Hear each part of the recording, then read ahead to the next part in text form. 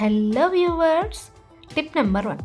ముందుగా plastic spoons తీసుకున్నానండి. మీరు ఏ ప్లాస్టిక్ స్పూన్స్ అయినా తీసుకోవచ్చు. ఇక్కడ కట్ చేసేసుకోండి. వాటికి ఇలా కలర్ చేసేసుకున్నాను.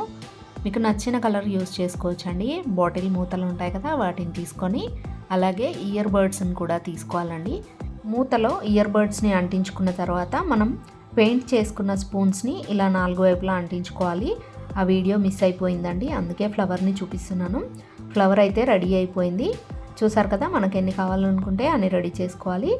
ఒక చీపురు పుల్లని తీసుకొని గ్లూ అప్లై చేసేసుకొని ఇలా అంటించుకుంటున్నాను. మీరు ఏదైనా సీకున్నా కూడా దానికి ఇలా పెట్టేసుకోవచ్చు అనమాట.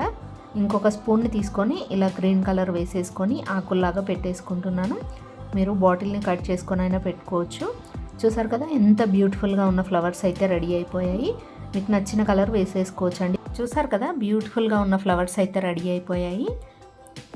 ఈ ఫ్లవర్స్ మీకు ఎలా అనిపించావన్నవి కామెంట్ చేయండి. నచ్చితే లైక్ చేయండి, అలాగే షేర్ చేయండి. Tip number 2.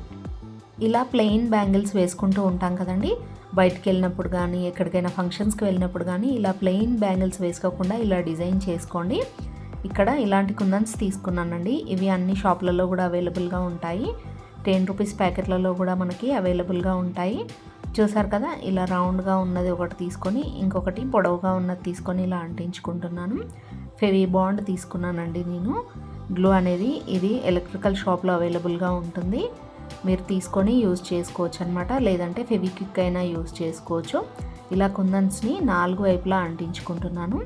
అన్ని ఆపోజిట్ డైరెక్షన్లో అంటించుకుంటున్నాను అనమాట. మీకు మొత్తం కావాలనుకున్నా మొత్తం అంటించుకోవచ్చు.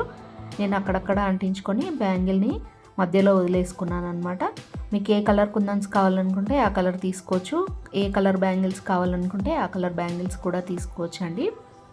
చూడండి ఎలా రెడీ అయిపోయాయో.